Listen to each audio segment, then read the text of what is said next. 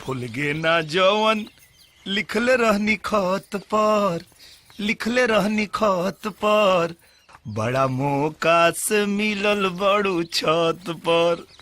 भूल गे ना हम तोरा से इतना प्यार करीले, ऊपर से लेके नीचा तक, आगा से लेके पीछा तक। तो खाली कहबे करबा कि प्यारो करबा? अरे आवला दिल तक करता इतना प्यार करी कि हर गली चौराहा पे ऐसे कही आवाज आवे, पापा जी पापा पापा जी। तो करा ना। अभी ना माई बाबूजी के आशीर्वाद मिला के बात करब। कैसे करबा? सांझे से लेके भोर तक। ना माने तो भाई।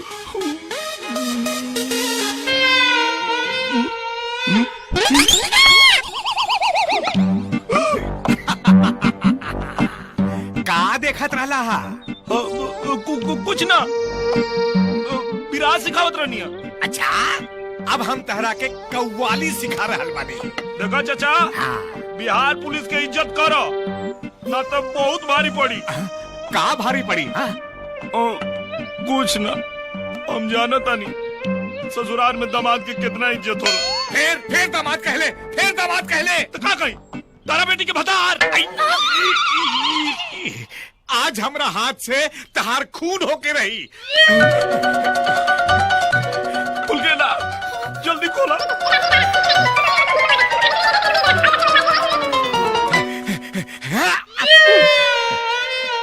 नहीं गई।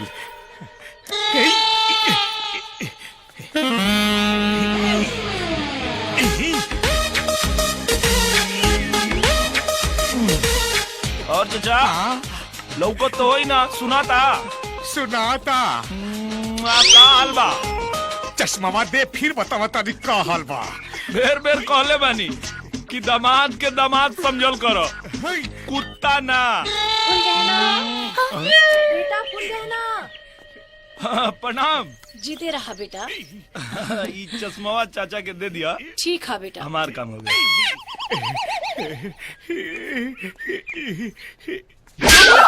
ये क्या करत बानी? तू के बड़ू? पहिना। तू बड़ू उल्लू चक्के दे गई।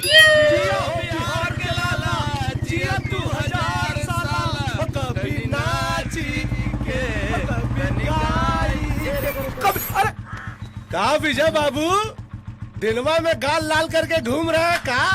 अरे तो शादीशुदा आदमी के गाल लाल ना होई तो का लाल होई? हानू, एगो हम लोग बनी, हमनी के कुंवारापन के दर्द दिल से रिस रिस के बह रहल बा। अरे मत छड़िए पाड़े जी। हाँ, जब भी कोनो अगुआ आवा न बियाह खातिर, हमारे बाबूजी कहें क्या बहिंदा, अभी लड़का को पैर पे खड़े हो जाने दीजिए। जब लड़का पैर पे खड़ा हो गई बात तो कोनो लड़की खड़ा नहीं खे हो। अब आप बताइए, हम खड़ा होके करेंगे भी क्या जब कोनो लड़की नहीं खड़ी हो रही है? बताइए। अरे यार, तो वो तो चुटकी में खड़ा हो जाए। चुटकी? अरे कैसे दुबे जी? अरे गुरु वाले से भाई, चुटकी में कैसे? सुना, कुंवारापन का दर्द हिचकोले खाता। हाँ, जल्दी बताओ, जल्दी बताओ। तू लोग को विधि सिखा दी का? विधि? विधि कैसन विधि? डालो का दी? हाथ डालो। अच्छा। ई जोन हाथ बाना, हाँ हाँ, एक सही जगह से हाँ हाँ, स्पर्श करे सीखा लो। बहुत कुछ हुआ था जी। बस एक बात के ध्यान रखिए लो, जौन ये स्पर्श विधि बा, एक कहाँ से शुरू करे के बा और कहाँ तक लेके जाए के बा।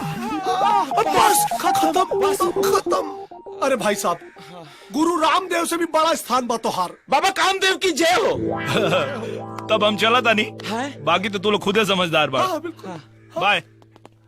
दुबे जी, का पढ़े जी? ये जो आइडिया बता के गइल बा, एकरा अजमावल कहाँ जाई हो? सयानी पे। हाँ। हमारा जवानी आया राजा जैसे। दुबे जी, खुलल बा, पहले हम जाके मुआयना करके आवत। सीनियर की दुबे जी, तके भीतर जाई पहले। दुबे जी, आई आई। अरे आजा। दुबे जी, राउर बाद हमरा के जाए के बोली न तो हम सब के कहानी बता दे। Don't worry, be happy. पहले दुबे हाँ फिर पाड़े तब तक रहा ही जेठाणे। ओके सर।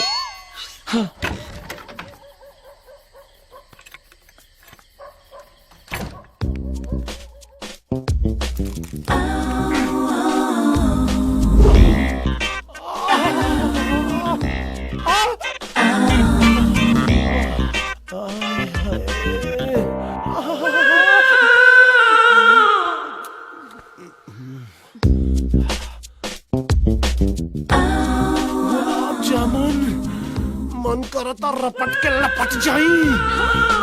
मौत भाई के पकड़े का आराम से पलंग तोड़ दिले बा दुबे जी। करा, बस करा लोग, माफ कर दो भाई जी। भाई लगू लोग हमारे दोबारा कर दो। दोबारा ऐसा ना करो। भाई जाके केहू से मत कहिए, बहुत बेइज्जती हो जाई। माफ कर दो भाई लोग, गोड़ लगता नहीं। क्या करेंगे हम? अच्छा घूम जाए। दुबे जी कैसन रहल दुबे जी? बहुत बढ़िया, 3 दिन का दर्द दे के आवता नहीं। अच्छा, इस सिचुएशन में कभी का कहता?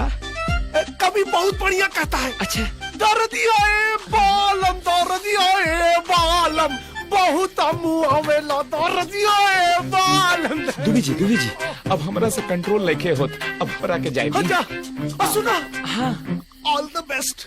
थैंक यू सर।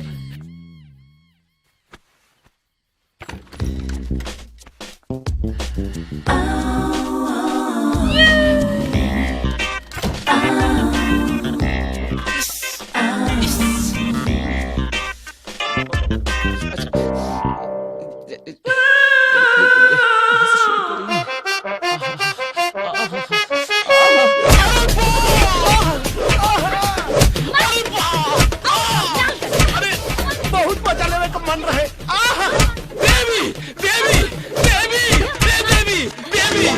देवी दुर्गा देवी, काली देवी, माता रानी, जाए दी पता चल गई दुबे जी के साथ का भइल रहे। का करत रहला? ना गलती हो गई देवी। ए टन उठक बैठक चल। उठक बैठक करे के बाद तो हमरा के माफी मिल चल। जाए। श्री देवी देवी कर देता नहीं। दुबे जी फंसा दिया। दुबे जी की तो हम। चल निकल। हाँ देवी, थैंक यू। अरे बाप देवी, बाप रे बाप, कैसन रहल पाड़े? दुबे जी। और सुना, बहुत थक गई बनी, एक खूब कड़क चाय बना के पिया दा। बैठी लेके आओ। हाँ जा जा जा।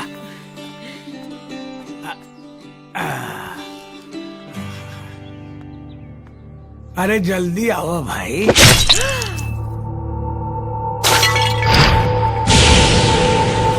का भाई? विजय के भाई?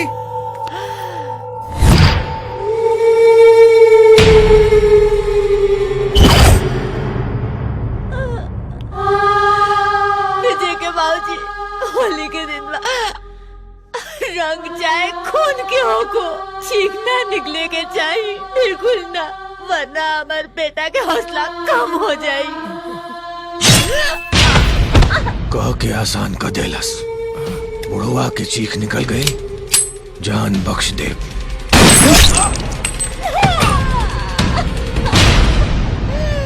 जान के चिंता ओकरा होला रे, जेकरा जिगर से आदमी ना कुत्ता पैदा होला। एक बात ध्यान से सुन ले मुकामा, जब हमार बेटा मारी ना तब तोहरा के चीखे के मौका ना दी। ज्यादा चिल्ला मत, न तो बिना गोली बंदूक के मरा जीबो। कहे की सोनों के जेवर और मुकामों के तेवर बहुत भारी पड़ेला। बर्दाश्त के हद पार कलिए बात और बेटा, पर तकदीर के लकीर तो ऐसा खींचे कि भगवान भी ओकर भाग्य लिखे से पहले ओकरा मूड़ी पर मुकामा के मुहर लगा दे। मार मुकामा मार। मास्टर दीनानाथ मिश्रा के मुंह से चीख ना निकली, अगर निकल गई तो बस्ती के चौराहे पर साइन बोर्ड में लिखवा दी है कि मास्टर दीनानाथ मिश्रा कोई मर्द के ना मर्द के औलाद रहे।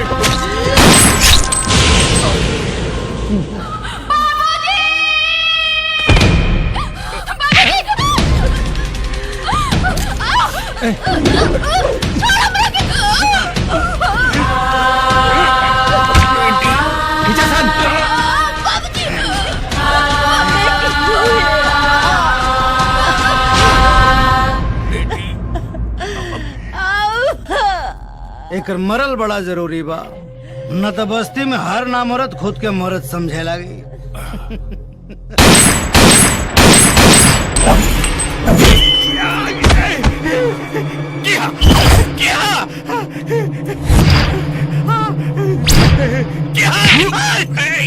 ए भैया तू क्या यमराज का जोत्र अपन बाप से पंगा लेला को बाबूजी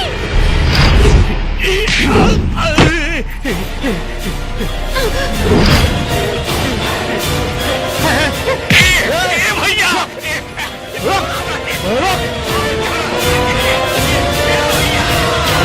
अरे भैया छोड़ दे हमरा के ए भैया हमरा छोड़ दे भैया हमार कसूर का भैया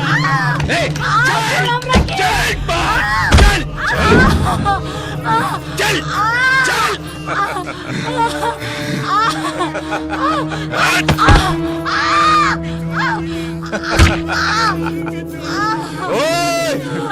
बाहर निकल जाओ, न तो माई जिंदा ना बचे। मत अइहा बेटा, मत अइहा। लागत माई से प्यार नहीं खे। मत भूल गए ना।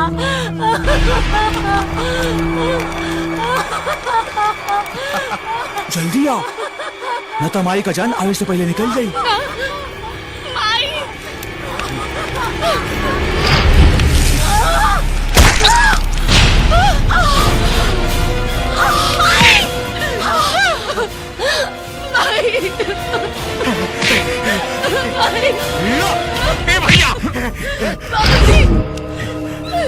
ए बाबू, बेटी बाप के मारी तो मरे में तकलीफ कम हुई। ले बाप के गोली मार। नहीं ले मार। नहीं ए बुढ़वा, बेटी के बोल गोली चलावे, न तो अभी एक रखे नंगा कर दे। अरे ना भैया, बेटी मार दे हमरा के गोली। अरे बाप के न्याय पर बेटी के न्याय ही दुनिया याद रखी। ना बाबूजी। बेटा, बाप के श्रृंगार बेटी के इज्जत और सम्मान रोकेला। मार दे बेटा, मार गोली, मार दे बेटा, मार गोली, मार गोली, मार दे बेटा।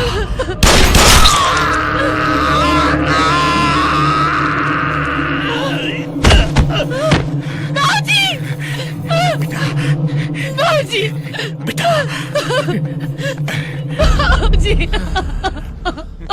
चल उठ, बाबूजी गैलन।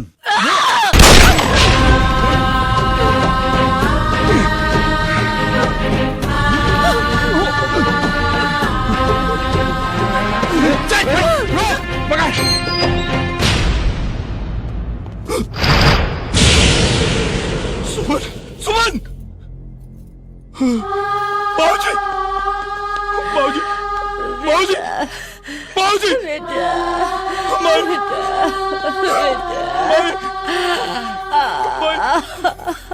बेटा, ना बेटा, आंसू ना, माई के कोख बाबूजी के कांदा के अपमान हो जाए। हमार तो बहुत बड़का भाग बा। हमार जान हमरा बेटा के गोद में निकला था।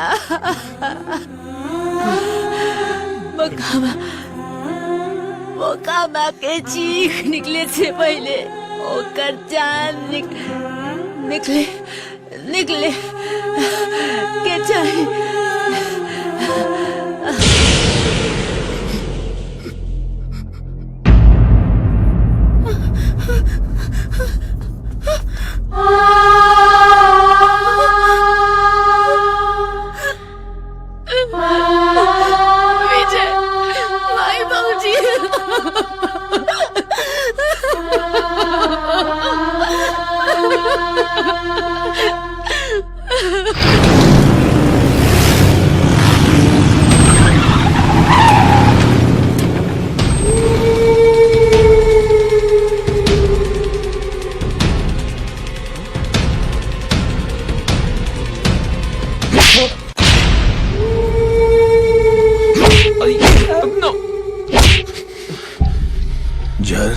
जगह और जमीन मुकामा के जागीरा तनकी सा हाथ ढीला का भइल तोहनी के गर्दन पकड़ लेला सन और जौना के बल पर मोच के नोक ऊंचा करके घूमता सन गर्दन अकड़ गई लोग लाश उठावे में।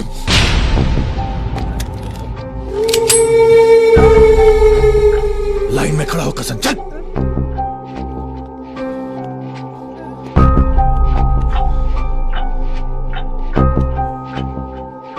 जूता उठाओ कपार पे धर चल।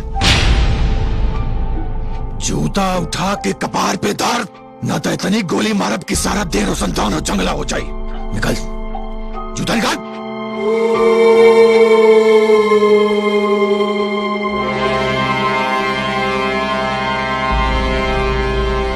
ध्यान से। मोकामा के जूता नीचे गिरल तक गिरे से पहले उड़ा दे माला सहित फोटो में नजर आई बसन। पानी में रह के मगरमच्छ से दोस्ती कर लिया बैर ना।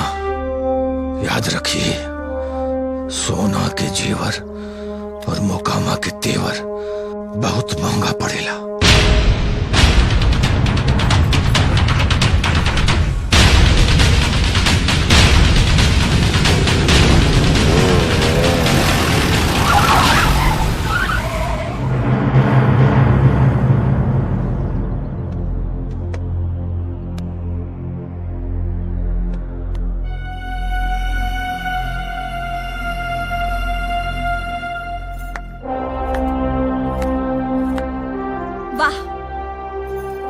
वर्दी पहन के जब आदमी कसम लेवेला तब दू ही को बात मन में आवेला, या तो मर जाए या तो हम मार डालें, लेकिन अपन वर्दी के कद छोटा ना होके दे।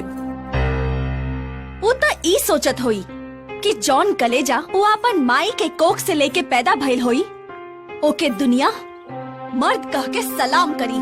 और जौन इंसान कोशिश करेला ओकर सब कुछ बर्बाद हो जाला। और रउआ लोग ऊ आदमी के जूता उठा के सलाम कर लेनी। हाँ। अपने लोग के साथ मिलल त लागल कि अपने लोग के साथे साथ हमार बदला भी पूरा हुई। बदला? हाँ, वो लड़की के बदला जौन आपन हाथ में मेहंदी लगा के ओकर इंतजार करत रहनी कि ओकर मांग में सिंदूर भर के ओकर अपन दुल्हन बना के अपन साथे ले जाई। पर वो अभागन ई भुला गई कि जेकरा खातिर उस सच समर के बैठल है उस संग्रामपुर के थाना इंचार्ज रहे बेनुधर पटेल। और वो अपन दुल्हन से मिले सेहरा बांध के ना बल्कि कफन ओढ़ के आई।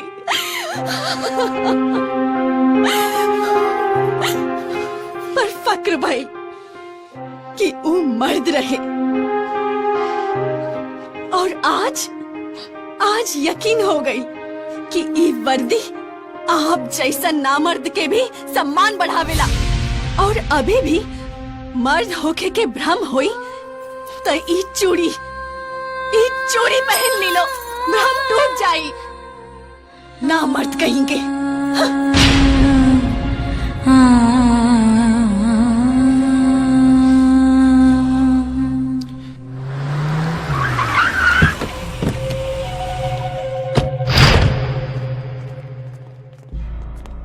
जय हिंद सर। अरे सर ऐसे सलूट मारते हैं जी? जरा हाथ घुमा के सलूट मारा, नहीं तो महेंद्र महतो साहब वर्दी उतरवा के खूंटी पे लटकवा देंगे। जिंदगी भर वर्दी के लिए तरसते रह जाओगे। मारो मारो सलूट मारो। क्या हुआ महतो जी? अरे भाई कैसा हवलदार है, सलूट मारने नहीं आता है जी? मार दो महतो जी। कहीं के विधायक लग रहे हैं। शाबाश, वाह।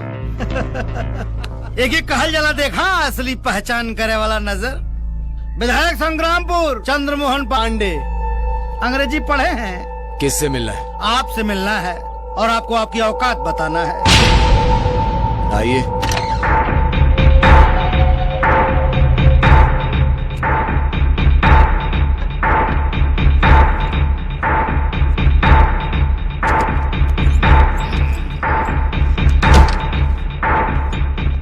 विधायक जी, ये हमारी कुर्सी है। थी, अब नहीं है। तुम्हारा हमने ट्रांसफर करवा दिया है। तुम्हारे जैसे आदमी का भाग्य विधाता हमारे जैसा ही आदमी होता है। इसलिए आज के बाद मेरे पैरों में रहने की कोशिश करना, कभी खोपड़ी पे चढ़ने की कोशिश मत करना। एक आम आदमी को मोहरा बनाकर खुद के नाम के सामने मुहर लगाना चाहते थे। विधायक जी, काम तो हो ही रहा है, तभी तो आपके नीचे का पसीना मुंह पर आ रहा है। पसीना नहीं, खून का फब्बारा बोल, खून का फब्बारा। मोकामा के मोहर में स्याही नहीं, खून लगता है। शुक्र मना कि सिर्फ ट्रांसफर करवाया, नहीं तो तेरे करतूतों की खबर सरकार तक पहुंचा दूं ना, लात मार के बाहर निकला जाएगा, लात मार के। और कर भी क्या सकते हो? तबादला किया ना? तबादले की तारीख 24 है और आज 23 तारीख है। पूरे 24 घंटे हैं तेरे पास। ये टेबल, ये कुर्सी और ये दफ्तर सब मेरे अंडर में है। और आपकी मेहरबानी से दफ्तर में सीसीटीवी कैमरे भी लगे हुए हैं। तो क्या हुआ? मातो जी, यस सर। बंद कर दीजिए।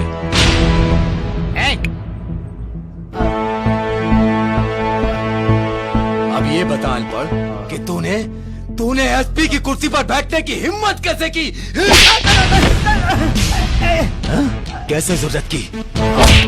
अब मैं तुझे दिखाता हूँ कि पुलिस का पावर क्या होता है। हम पुलिस वाले एक काम भी अच्छा कर देंगे तो जनता की नजरों में हीरो बन जाएंगे, और तू 100 काम भी करेगा ना तो भी पब्लिक में हीरो नहीं बन सकता।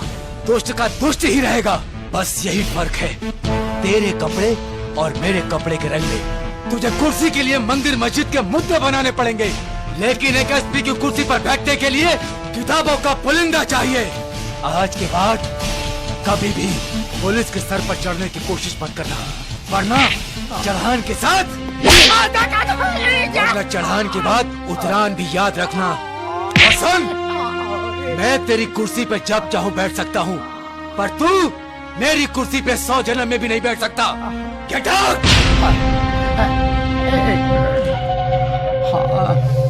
सर, विधायक जी को मैं भी सैल्यूट कर लूं क्या? हाँ, और ऐसा सैल्यूट मारिए कि जब भी हमारी वर्दी का रंग दिखे तो इनकी होली के साथ दिवाली भी खराब हो जाए।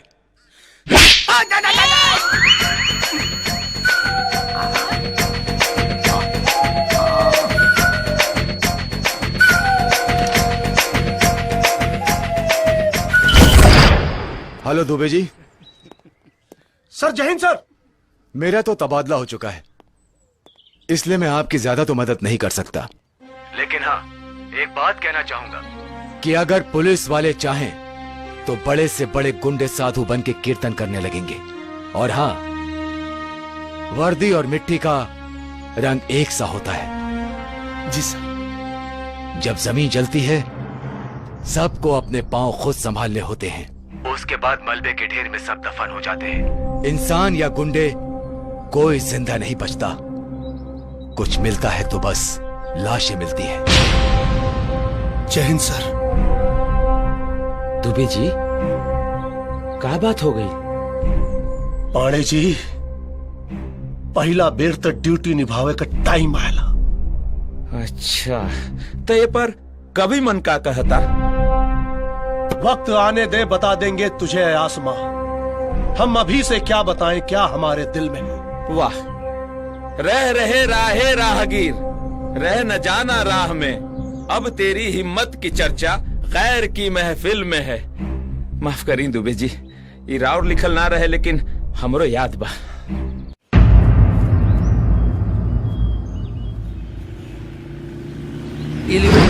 अरे बाप रे!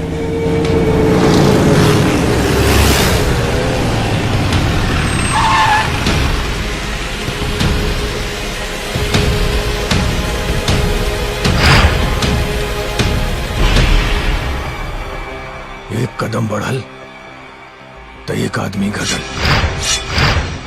मेरी हटी तो सामने वाले की फटी बोले से पहले ना सोच